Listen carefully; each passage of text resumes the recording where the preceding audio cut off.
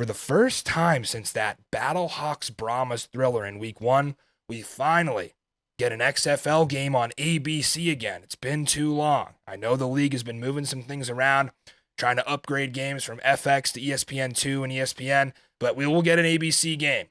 You know what that means? Our highest rated game of the season, potentially. I know we have college basketball going on. We're in the heart of March Madness with the Sweet 16 and the Elite Eight.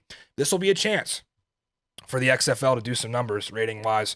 And we get a pretty solid game here. 1 p.m. kick, Camping World Stadium. Temps in the low 90s expected at kick, but that's just right for Jim Haslett's red-hot Sea Dragons, winners of 3 straight, looking to make it a 4th. Looking at that Seattle offense against the Orlando defense, let's find you the edge. June Jones looking to overcome that turnover bug. 3 interceptions for Ben DiNucci last week. They actually had a total of 4 turnovers. They added a fumble in there. Juice Ellison was just banged up. They threw him in late in the third quarter. Just didn't look 100%. He is out for this matchup. We figured that out right before the show tonight. Juice Ellison ruled out with a knee. So you're going to get a heavy dose of Darius Bradwell, who is actually, I believe, the only active running back on the roster now. So that's going to be tough with Brendan Knox on the IR, Ellison missing it. DiNucci's going to have to throw this thing a lot, especially if he's in a situation where the rush is not working. So what do we know about Seattle's offense? You could tell that Ben DiNucci is getting a little bit more comfortable, right? He's still struggling with the turnovers, but we're seeing him get outside the pocket and scramble. And he doesn't get enough credit. I wouldn't call him a true dual threat. He needs to learn how to slide because he's taken a couple brutal hits so far, and Seattle does not have a solid option at backup. So he needs to learn to slide. Otherwise, his rushing threat could be a difference in this game, especially considering Orlando surrendered 269 through the air to Luis Perez. So the pass game will be just fine for the Dragons. That Guardians pass D has now given up over 1,000 yards on the season. That's 207 yards per game, which again, you're talking about Terrell Buckley here. Former stud defensive back in the NFL. His DC, Tony Carter, was also a corner in the NFL. So this can't be acceptable for them. Pass defense has to get stronger. There's a lot of shifting around personnel-wise going on in that unit. They have yet to find the right mix. But it can't fall all on those guys. You got to get a better pass rush on DiNucci. They have failed to do so this season. They have to make him uncomfortable. And if they have any chance of pulling the upset, you're going to see some sacks. You're going to have to get pressure on DiNucci. Like I said, you got to give some flowers to Damian Willis, the Seattle wide receiver this week. 5 catches, 61 yards, and a nice touchdown catch against Houston. These different receivers keep stepping up. It's like a different one every week. We saw the Pearson game, Gordon game, Jackson game. We've seen Willis in there. Who am I missing? I mean, we saw Jawan Green show out, and the tight end was playing well. So next man up in this Seattle pass game, Damian Willis was that guy last week. It does not matter where you sit on the depth chart. You will get an opportunity with the volume of this pass offense. I could see DiNucci going for 350 and 4 scores here. Obviously, every week I'm going to give the edge to this Seattle offense when it comes to those matchups. Flipping sides of the ball, Orlando offense, Seattle defense. Quentin Dormady getting the start this week for the Guardians. What a show he put on Saturday night in Vegas.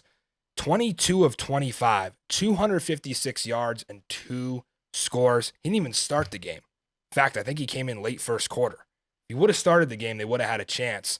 It came down to that 3-point conversion at the end of the game was no good, but Dormady had a couple more series. They may have had a chance to pull off their first win. A lot of nonsense, guys, that he went through to get back on the field, and he is showing out. Of course, Vegas did not have the strongest pass defense, so Dormady's going to face a bigger challenge here. Remember, the Seattle pass D was tough against Houston.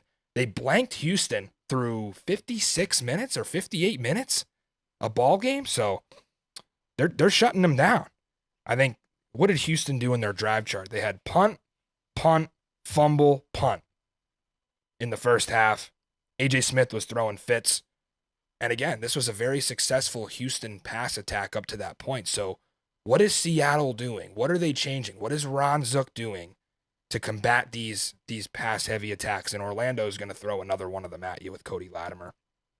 Comes down to Chris Payton-Jones, Bryce Thompson, Antoine Brooks. We saw Quinterio Cole starting to show out in that Seattle secondary, all stepping up in huge ways. They were making open field tackles. And that was not the case in week 1 against DC. We saw guys getting run over for Seattle. Clearly, that was a point of emphasis in Ron Zook's defensive meetings. They've corrected it. Not a lot of guys getting through in open space in that Houston-Seattle game Thursday night. You also in the front 7 have Tuzar Skipper, Sharif Miller, Emmanuel Smith.